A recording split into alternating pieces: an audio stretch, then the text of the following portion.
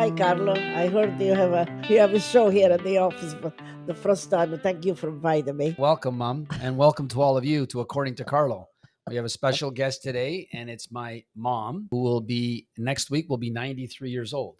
I guess when you get to that age, we're allowed to tell people how old you are. Oh yes, I'm happy to tell. We're just going to have some fun today. This is not our typical podcast where we're having, real estate related or business related guests. We thought we'd do something a little different and have my mom come on to the podcast and talk a little bit about what her history is and a little bit about our family history and a little bit about my real estate business when it came to my mom. So welcome everyone. Okay, so Mom, when I got my real estate license, as you know, when I was in third year university.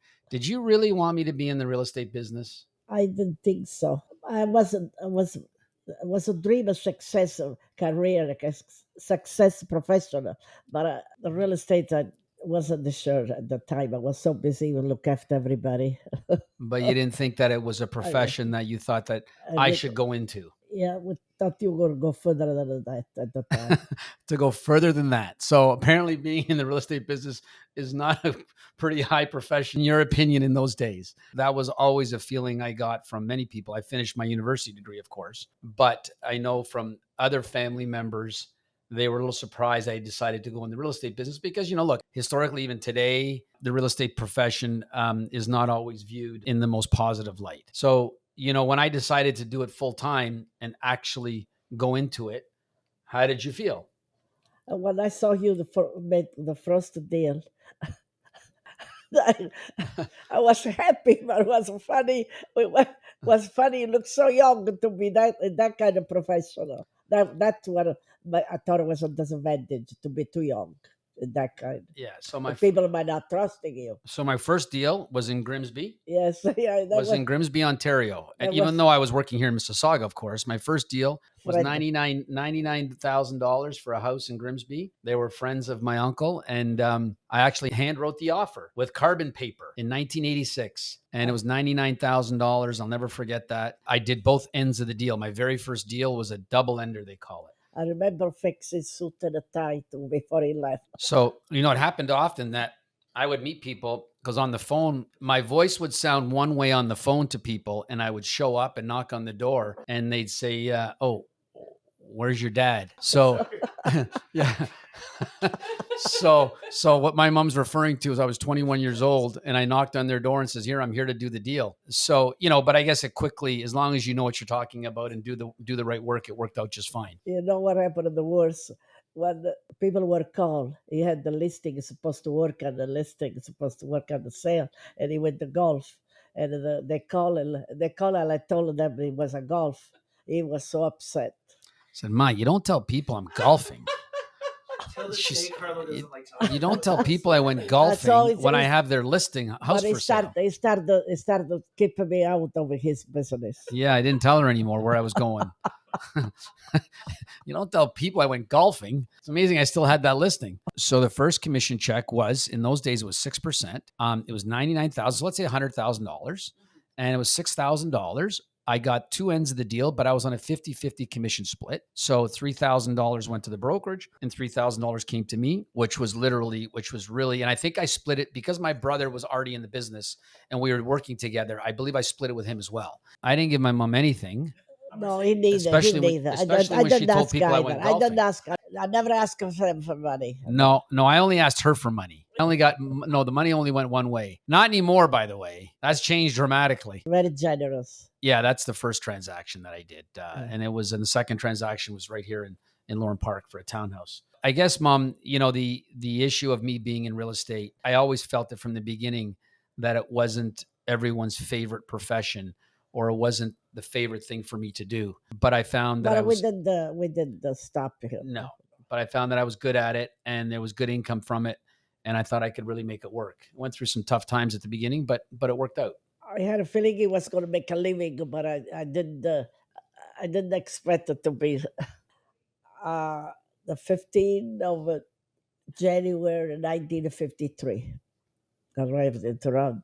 And my husband and his brother, they came, two brothers, they came and met me at the Union Station, and they would speak a little bit English, and I thought they would speak very good. Then when they went to school, night school, I find out that they didn't, they wasn't that great. They weren't very good at English at all. Well, so we went. So three of us went to night school, and I got the best mark of three of them.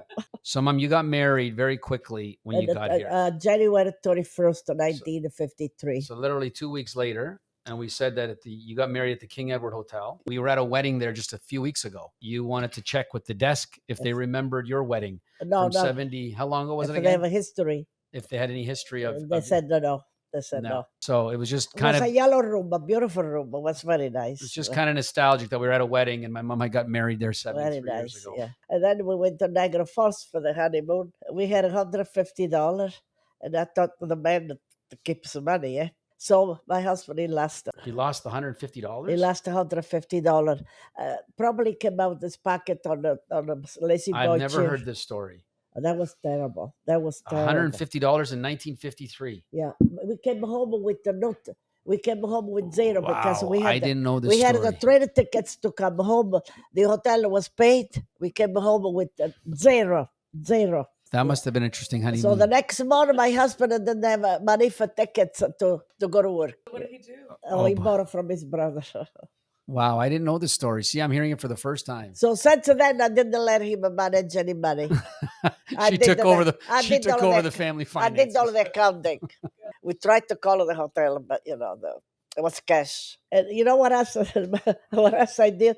Because I came from a country, I didn't want to wear boots. I thought I was farmer. If I wear boots, I was farmer. I walked in the snow with the open-toe shoes. You know what else I remember vividly? The 16th of October 1954, the flood. The flood was severe. The rain and the flood. The east end, the river, Dan River. The Don River overflowed. The house with the house flow on top of the river. It took them away. Like house. A tsunamis. Yeah. 1954. See, she knows dates. Yeah. She's unbelievable with 16th of October 1954. Hurricane Hazel. Hurricane Hazel. Oh, yes. No? Oh, surprise. The 100-year flood. Surprise. Opened the sky from the morning to the night. And I went to work and I came home wet. But when we were lucky we didn't have flood in the house. But some people were severe damage. The river, the house close to the river, they were swept away.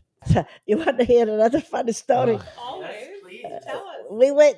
We went to the park, to the the circus, and my husband, he played those games. He won a dog. He thought it was a stuffed animals, but it was a live dog. He won a real dog. Yeah.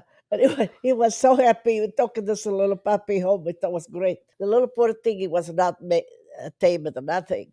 At night, he was eating my brother-in-law's socks. My brother-in-law said, Joe, if you don't get rid of the dog, I get rid of you. Get rid of the dog or moving out. So we took to the animal shelter. I'm hearing these stories for the first time, like you. Yeah. So when I got married, I was the fifth child to get married, and so she didn't do a speech at any of the weddings. Oh. And so at my wedding, she made sure she got her fill. And what did she say? And she spent almost an hour, like 40 minutes. Yeah. Because she didn't speak at any of the weddings, but at mine, she had to thank the entire planet. Yeah. And she got through everybody. So Nando stopped it. Yeah, Nando, our friend Nando, was the MC. Kind of said, okay, I think that was... We had enough of she says, Maria, we had enough of blessing from you. Was a nice wedding. So I think the biggest lesson I've gotten from you, Mom, is her incredible ability to be diplomatic. And one of the things that she would always do is, one thing I learned is, she always never allowed you to be critical of another person if they weren't there. Always very defensive of people that weren't there. So if you were negative about somebody, she was always trying to help the person that wasn't there. And she never believed in being critical of other people. And so that was one thing that I can't say I'm perfect with that's for sure. But that was one lesson that she taught me that I think it's a very important lesson. Also, I didn't want them to fight any with the school kids or anything. Don't fight, give up. If they try to start fight, walk away. That's been an interesting trait that I've had to, especially in this business, because I just deal with an insurmountable amount of personalities on a daily basis. And if you don't have that ability to try and understand, like they say, always seek to understand before being understood. And I think in our world, in this business, that is such a huge issue.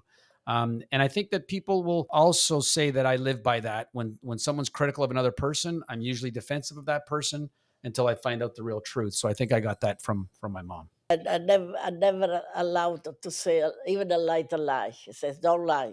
The truth comes up." Mom, thank you. This was a lot of fun. We're having a nice little birthday for you next week. And it was great to have you here. Great pleasure. And, maybe we'll do this again. So thank you for coming, Mom. So I got a job. Yes, you do.